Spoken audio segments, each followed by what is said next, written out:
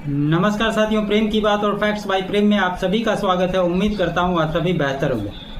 दोस्तों, उपराष्ट्रपति रह चुके जगदीप धनखड़ जी के बारे में जब से वो इस्तीफा दिए हैं, कोई ना कोई खबरें आती ही रहती है और जिस प्रकार से खबरें आ रही है उसी के अनुसार हम लोग लगातार उस बात की चर्चा भी कर रहे हैं और ये जानने की कोशिश भी कर रहे हैं कि आखिर में वजह क्या थी।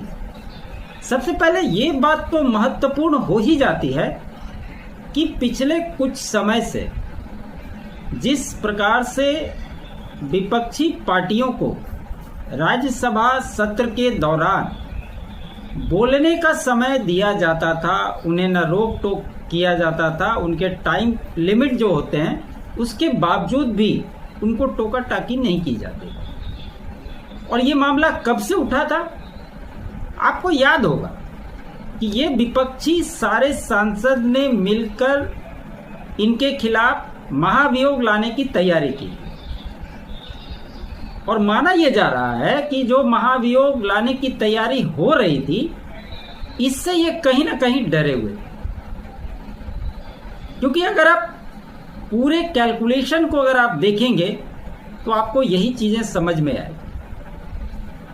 मामला था क्या, क्यों ऐसी नौबत आई?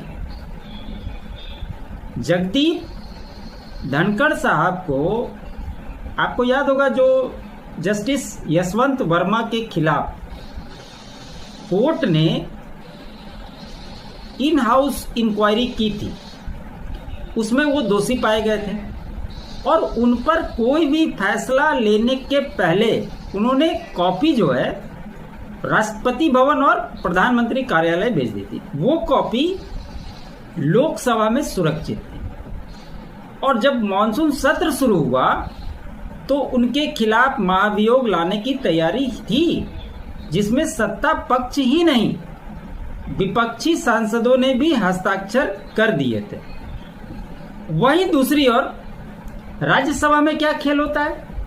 राज्यसभा में कांग्रेस के और विपक्ष के जो लोग थे 63 लोगों ने साइन करके जगदीप धनखड़ साहब को दिया था महाभियोग लाने के प्रस्ताव को लेकर। लेकिन जब भाजपा के मंत्रियों ने कहा कि हम भी साइन किया हुआ लेटर दे देते हैं, आप उसी के साथ संलग्न कर लीजिए, तो इन्होंने उसको इंटरटेन ही नहीं किया,